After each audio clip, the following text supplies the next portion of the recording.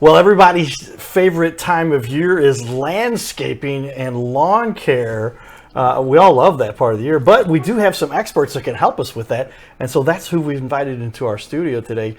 Please welcome Dalton Lay. He's the owner. He's a lawn care expert, but he's the owner of Dalton's Lawn and Landscaping. Dalton, welcome to the show. Thank you very much for having me. Excited to be here. So, this is a task that I made the mistake of buying a riding lawnmower. So then I'm like, I've got to keep using this thing. I'm just waiting for this thing to die, and then I'm hiring it. Yep. Because it's so much work to do lawns, just the basic lawn care. Yep. And then I've done a little bit of my own landscaping. Some people might be able to notice that, but it turned out okay. It's just a lot of work, and if you want to do these things right, you want them to look right. Because you're talking about your house here. You want your house to look great, and if a house doesn't look great, then what are you doing with a house that you're bringing down the value? Yep. And we don't want to do that. And you don't enjoy being there, and it's kind of a trickle effect.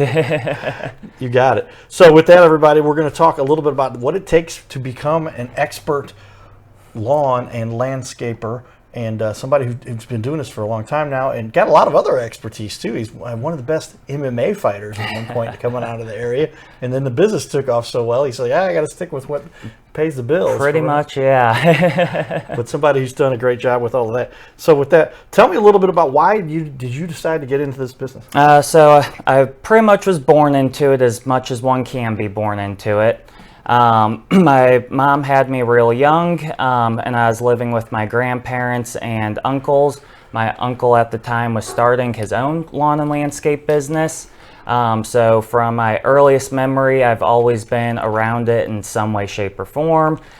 Getting in trouble, jumping off his dump trucks every day was a big one. And then when my mom got married to my stepdad, Jason, he was very involved in the landscaping side of things.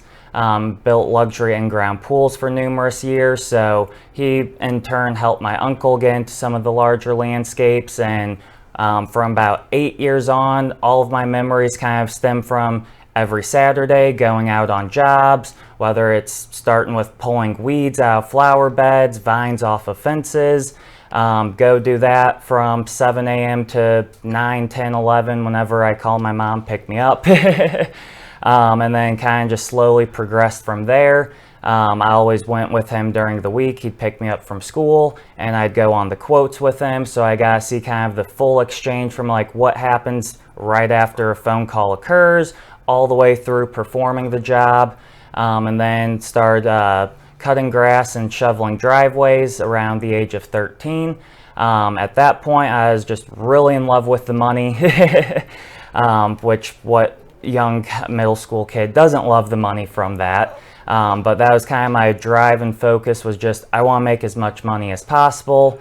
And then by the time I turned 16, I had established a strong brand and relationship through the Nextdoor app, and that kind of just accelerated me into doing a couple of my neighbors into, okay, now I've got 20 people that rely on me every week. There's no skipping out, doing this or that. Right. And then progressed all the way through high school. In high school, there did come a time where I got, I guess, a bit questionable about why I was doing it. It wasn't as fun. Now, like, all of my friends, everyone around me had jobs, and it's like they could call off, do what they want. I didn't really get that luxury. Right. If I decide to take a week off, I've got 20, 30, 40 angry people calling me, why is my grass a foot tall? Right. So then it kind of forced me to dig deep, figure out what was going on, what I wanted to do, and that's when I really kind of fell in love with more of the landscape side of things. Okay. To this day, I still love cutting grass, love putting diamonds in the yard, making it look like a ballpark field. Right. But I don't think that's sustainable in comparison to the satisfaction that I get from essentially building and creating dream landscapes for customers. And that's kind of where I'm at now, really where I want to drive the business, is into those more kind of not necessarily high-end landscapes, which I'm sure we'll get there, but more just like the sentimental, personal landscapes that it requires a lot of customer engagement. And it's not just a, hey, I need a retaining wall, 12 hours later, here's your quote. I want to actually get them involved. They pick out the material and really kind of customize it to the client and their family. Okay, good stuff. So somebody who's an expert here has put the time and dedication in. Reminds us of our sponsors. So we're going to shout out to our sponsors. They've done it too. They've been very successful. But Carroll House Furniture, because you like nice things in your little castle. You see them on the wall here behind us. And then, of course, and we got to show that you like nice things in your little castle. There you go. And you wouldn't have a little castle if you didn't have somebody to help you to finance it. So USA Mortgage, yours truly, I have my mortgage license. We'll put our NMLS numbers here at the end of the show. And great business that does a great job. Powered by the Flowers team, specifically over there at USA and all of what they do. So with that, let's switch over here and put up on the wall the excitement that we all came to see here, everybody. And this is Dalton's Lawn and Landscape. Great looking website, some great looking results. Some of your work right there. Yes. Let's get into this a little bit more. So we kind of covered the path there that you mentioned. Yep. About where you came from. But tell me, what was it as a child that led? And I guess this goes back to, it wasn't a hobby. You dove right into this as a kid. Yep. And you started working with your dad. Yeah, so really it was a lot of fun. No one else my age was doing anything relatively close to it. So it's like, instead of staying home playing video games all day, I'm out hitting stuff with sledgehammers and digging up whatever it might be, planting plants. I mean, it's just so unique and different, unlike anything that anyone that I knew was doing. And it just was, I guess at the end of the day, as a 8, 10, 13-year-old, very enjoyable and entertaining, because you can only play so many video games. Take note, everybody. We're going to try to use our big pencil here, but you can only play so many video games. So take note for the kids. Get them outside, get them engaged in the outdoors, and maybe Yes. they'll get themselves into some landscaping. I know landscapers do pretty well. The jobs you guys do are not inexpensive because there's a lot that goes into them. Yes. But so you can make a good living and improve the value of somebody's house. A lot of things people sell are necessary, but nothing improves the value of a house generally as much Yep. as some great looking landscaping. The curb appeal goes a long way. That's why before everybody sells their house, they call a landscaper, hey, I'm selling my house, make it look pretty. You got it. That is the truth and very important. Okay, so that's pretty neat. So you've been in this business. I mean, when did you say you started working in the business? Even was it Yeah, I'd 13 say years? So you've been doing about this 8 years old is when I can put a finger on a time of me actually subdivision across from my house, pulling weeds and vines off of the fence for like 3 days straight. Even today, I drive by, I'm like, man, I remember that house. That corner of fencing was a nightmare. And so as a kid, started off at 8. So Yep. Dalton may look relatively young here, and he is kind of young actually. He's got the Yep. beard going, but almost over a decade of experience now. Yep. On hands-on doing the work actually in the business. That's a good length of time. You've seen some of the hurdles, some of the problems, yes. some of the fun, and so and we'll get into that just a little bit more as we continue here. Tell me that what is it about this business that fuels your passion for what you do? At the end of the day, outside of my internal passion and satisfaction of being able to see a yard that looks meh to a yard that is like stunning, stops everyone walking by, it's really the client's ability to take pride and be happy and, with the landscape and the outcome, and be able to spend years there making memories with family. Because honestly, that feeling will never disappear. It's always there. The customers are always happy. They can have family over. Having a nice, safe, fun space for the kids is a big one. So we really kind of cater each landscape to how the customer is going to use that area in the long run, in the 5, 10, 20 years later. Yeah, well, I mean, when you get into the investment that's being made here, this is for people to have, $10, $20, $50, $100,000 upgrades to their house, and it adds generally that same value to the house. So now you're giving them a nice asset that they can use for long-term investing and all kinds of ways they can leverage the revenue that's done there. Talk to your investment guy, talk to your mortgage guys about that. But when you have a house that's worth $500,000 and you've got $100,000 in landscaping around there. Now you've got one of the pinnacle premier houses in the neighborhood. Yep. And if you ever want to go to sell that thing or borrow against it, you've got a real resource that can help you with that. Exactly, yeah. So it can definitely go a long way when you go to sell the house. And we still definitely do a lot of jobs like that, but as I've kind of dabbled in all the different areas, my preference is to fall back on preferably new home buyers that are buying their retirement house, or they have really young kids and they want to do a nice landscape for at least 18 years before they leave for college. Okay, so there's a little bit of planning that goes on here by Dalton for his business purposes, because how do you sustain a business? So that's what we want to help some of our guests understand, because when you're running a business, you have to plot out the path that's going to be most successful.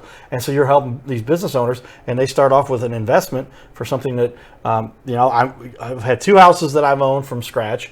Both of them needed landscaping done, and it's a matter of how do you get those things done. Well, you can spend a lot of time, a lot of money trying to do it yourself, or you're going to hire somebody. Either way, you're really paying for that.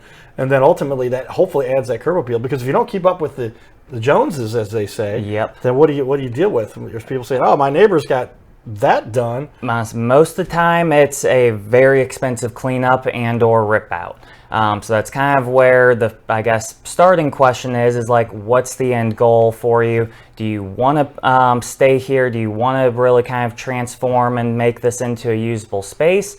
Or are you just trying to get a general cleanup so you're not the worst house on the block? That's important, yeah, because as a matter of summary, when you're doing an estimate for somebody, where do people get a lot of their ideas? I guess they can be from wherever magazines. You've got some magazines. Yep. Too. So yeah. At the same time, they're going to go look at what the neighbors have done. Exactly. And they've got a big deck, and they've got a nice front awning. I mean, what do you do to help somebody make the decision? So a lot of times, I say there's countless resources available. I've brought a handful of them. This is actually Fountainscapes. I took my crew out to a training there yesterday. All fell in love with it, with fountains and pondless waterfalls. But outside of these, say any... Hold those up again for everybody to see there so we can... There we go. There we go. Okay, yeah, so you're spending some time training your guys and get some ideas, and then they show you how to implement these kinds of Yep, and then so this isn't our normal job. Hopefully in a few years this will be a lot more normal, but actually I'll go ahead and just open up this one here. But yeah, and say like, this is our material catalog here from our vendor. So this is kind of our starting point with everything. I've actually taken most of what's in here and created a PDF file that's available on our website for anyone to see. That's pretty much the starting point, is to figure out what type of material you want. So like if you find these cobblestones here for example, right next to it we've got a bunch of different examples on how they can be incorporated, and I prefer turn into as many different steps as possible. I don't want you called, say, retaining wall, I'm just like, here's one. Like, I want each customer to go through and say, oh, I really love the style of this stone, or oh, I love this color, and then we kind of create it from there. And that's where a lot of like asking those personal questions, like, do you have kids? Are your kids what age? Are they going to be there for a while? They leaving for college soon? Do you want something that's like area for younger kids to play soccer and throw the ball around at? If so, we know, all right, we'll scale back, create as much open space for them to play, but also ensure that safe, that if they throw a football in the landscape bed, that they're not going to injure themselves in some way, that they're not going to just damage everything. So it's a lot of really kind of getting to know the customer, how their family operates, what their lifestyle is, and then trying to tailor it accordingly. Show that samples pictures. Yeah, I zoomed camera number, the wide camera. I can zoom that in. There it is. Tight shot on you, so you can see yourself there. Yeah, so move it over to your. There you go. There a little bit further. Keep going. Yeah. So take a look there, everybody. That's what Dalton brings to the table, and he's got good-looking magazines for you to kind of take a look at what you might be interested in having, because these are the types of decisions when you're figuring out what it is you're going to put around your house. You want to make sure you've got what matches the design and the color scheme you've got. How much does this go into the planning? You're becoming a real designer. Yes, and that's why I've really kind of noticed is trending this year as we kind of prioritize more of those new landscapes rather than like cleanups or smaller enhancements, is that it takes a while to go about it. I actually just sent out a quote on the way here for $40,000, and we've been working on the design, choosing material for I believe 3 or 4 weeks. She selected pretty much her top 5 plants, all of the material. I've gone to her house, met with them, I believe 4 different times, handful of phone calls, numerous emails and texts. So the customer's very engaged, and I'm working on their timeline, they're working on mine. So 2 people with busy schedules, it can get dragged out quite some time. Well, there's a lot that goes into this, and you can tell, I mean, as somebody who's an expert, you bring all the resources to make this happen for people. Pretty cool stuff that you've got here. A lot of great reviews you've garnered then from doing so. And so we're going to share with people a little bit about that. But start off with your BBB. You've got the A+ there on the BBB. Yes. So good job there, Dalton's Lawn and Landscaping, A+ on the BBB. Good work. And then a lot of people do pay attention to this new thing called Google and the Google reviews.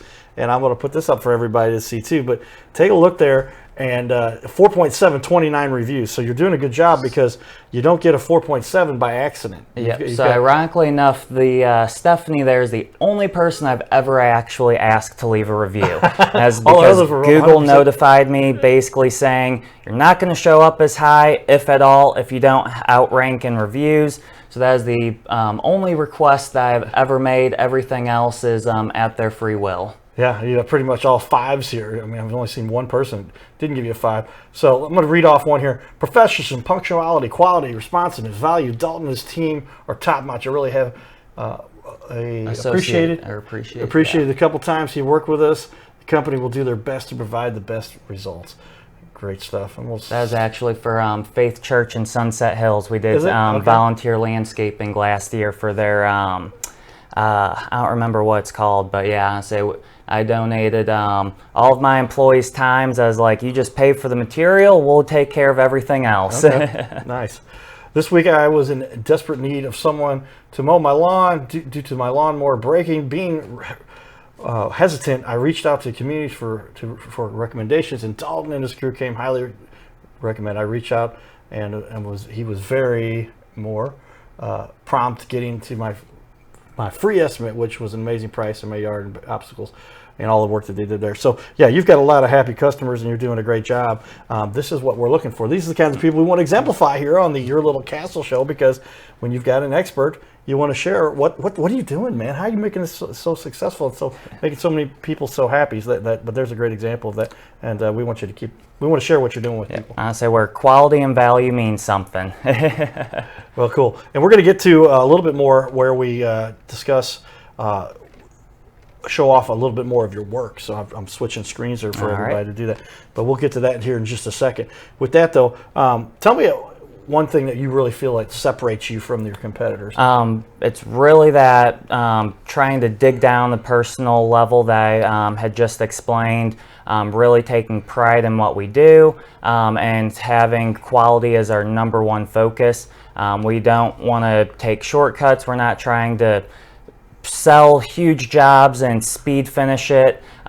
Everything is about quality, and that's something that I learned from my dad.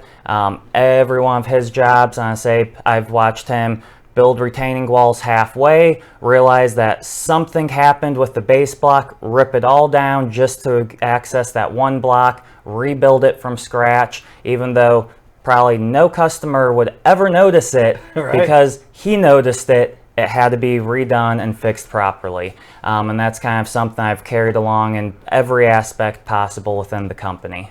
Well, those are the keys to success, and we appreciate you sharing those with us. That's when we say, hey, man, you're really doing good work to help the community. That's when we throw on the Cardinal Cowboy hat. So we appreciate that. Keep up the good work with regard to that, because these are big decisions people make. Absolutely. What do you think it is? I mean, it sounds like you're more of a planner with people, too, because you got to understand the dynamics behind what their true needs are. Yes. What are they going to be using that facility for? How much do you put into that, and how long does that take generally to figure out with somebody? So every customer is going to vary. Some are an open book. They can fill 10 pages of notes in 5 minutes, and I've got a surplus to work with. Others honestly don't know what their use is. Let's say they're just moving from a small house, or something happened, now they're in a whole new area, or kids just left for college and they're like, I'm home alone now, not really sure, just downsized. So a lot of factors go into it, but we tend to lean towards simplicity as the kind of default, and then try and pull as many different components from whatever the customers are able to give us and go from there. Yeah, so how often do you end up in a situation where they're digging in, this is something that they're really working at, and then they go, whoops, changed our mind? And how often does that happen? Is that something you've got to work with? Very often, honestly, and actually, I think I instigate about half of the changes that occur. Whether it's just like we agree on something and on paper it seems perfect, but when we show up to the job site, let's just say there's a foot tall grass and I overlooked something in the yard. Oh, now this isn't really going to work, or run out of material and I see something that might be better, and now I'm calling the customer, hey, I know we're contracted with this, but I absolutely love this. Can I FaceTime you, show you this material real quick? It's going to save you a bit of money as well. So it's just kind of part of the job. You learn to roll with it. The more you overthink it, the bigger of a problem it's going to become. So it's kind of just take care of it right then and there, keep it simple, and once again, quality is kind of the focus. So if it's cutting a corner, go with a cheaper block, we're not going to go that route, and we'll tell the homeowner, hey, unfortunately we're going to have to postpone this until so-and-so materials available, whatever the case may be. Wow, so there's a lot you've covered there, and that's important. It seems to me, though, also then, as a matter of, do you do multi-stage planning? How often do you have somebody says, well, for now, this is what I want, but can we set this up to where when the kids are older, we can have the space used for that, or when the kids move out, we want the space to be used for this? How often does that kind of come into this? So in that exact scenario, not too much, but I actually encourage a lot of phases, essentially. So for me, on the estimating end, I always aim to provide the customer with that end goal price. Let's just say it's $50,000 for now, and then they're like, oh, well, we only have a $30,000 budget. Well, then we'll kind of work backwards from there. Okay, if we do phases 1, 2, 3, or sections 1, 2, 3 of the project, this is going to set us up to where we're not backtracking and you're paying the least amount of money when you want to do phase 2, or we'll just separate it and say, all right, we'll do the front yard in the spring, the backyard in the fall, really kind of tailor it towards the customer. But this year I really tried prioritizing ensuring that we're not backtracking on something. You don't want to install rock in the landscape bed with the end goal of there being a fountain, because then you have to rip out the rock to put in the fountain and then buy new rock to put it in. So that's kind of the things that I keep in mind more times than not, is avoiding backtracking and adding costs down the road to customers for additional phases. Yeah, there's so much, it seems, that I didn't realize as we're discussing this, that goes into the planning side of this. Yes. Because you really want to anticipate the things that are going to be, big changes or potential risks, or things that might be amendments to what you've got going on, because you're talking about a $5,000 piece here, another $7,000 piece there, and these things need to jive. If they don't, then you've got $12,000 worth of materials that might be wasted. Exactly, yep. And the biggest thing is weather too. Nobody can control it. Right. You can't always rely on the forecast or the radars. So if we're in the middle of regrading out a yard, installing a drainage trench, and it rains, that could set us back potentially hundreds to thousands of dollars, days to weeks of work, which actually happened this spring, unfortunately. Had about 18,000 pounds of dirt in a yard. We tarped it, didn't take into account that they're at the bottom of multiple houses. So like 5 houses worth of rain accumulated, flooded underneath our tarps, and now 18,000 pounds of dirt are sitting in the backyard. We can't use it. It's mud. It's in our way. Huge problem. Wow, so there's a lot that goes into this profession, everybody. If you want to get good at this, there's obviously some expertise, and that's why you need as many years of experience as Dalton and his crew have here, because Wow. Even these little lessons along the way. I guess, is this a type of job where you're learning all the Oh, time? every single day, honestly, and I love it. Cool. Especially when you get into new industries like fountainscapes and pondless waterfalls, which I didn't know was a thing. How do you have a waterfall without a pond? Yeah. So yeah, I say learning so much every day. Sometimes it's a new little tip or trick on the job to get something done more efficient, all the way up to a whole new almost industry. Wow. And that's why we bring on experts to help us to discuss this, because when you've got this kind of, like I said, when you've got what is at stake here, you're talking about what's probably the smallest job you would do is 1,000, 500. Yeah. And then on up from there, and the largest jobs to go up to 100,000. Tell me a little bit about the range there. So yeah, I say pretty much our lawn mowing customers is we give a lot more leniency to and a lot bit of special favors. Because I always say the lawn mowing is kind of the bread and butter, what keeps the business operational, keeps the lights running, everything like that. But everything else is how you grow the business. So we always like to try and give back to our lawn mowing customers. So if they have a $200 job, we don't bat an eye about it. We're going to do it.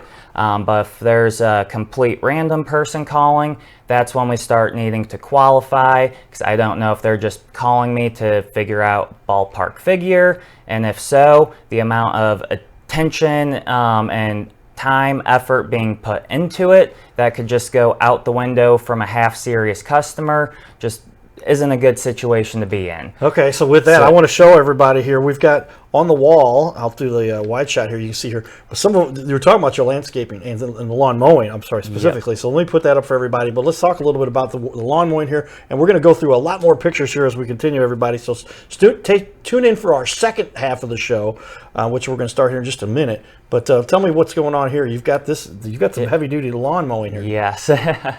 So yeah, so that's kind of going back on where I said I'll always be passionate and love the striping portion of cutting grass. As you can see, those are all the stripes, making it look like a ballpark stadium. And essentially all that is actually is the reflection of sunlight off of the folded grass blades. So as you see, you've got a light patch and a dark patch. The light patch means the grass is folding away from you. Dark is the grass being folded towards you. So right up, if you go back one more, So as you can see, we're on the right side of that property there with a white stripe. If I were standing on the driveway, it'd be flip-flopped, and that white is now green. So it's all reflection. Okay, that's what you see here, everybody. A little trade secrets Dalton's sharing with us. But we're going to continue on. We've got landscaping, and we're going to talk about holiday lighting. Yes. And we mentioned that, it's in the title there. But stay tuned for the next half hour here. You can watch us on our website, watch on our YouTubes. I give a copy of all of our guests here. And stay tuned for more, because we're going to get into the landscaping, and we're also going to get into some of the holiday stuff that Dalton does here. Great, exciting stuff. Stay tuned for more, everybody.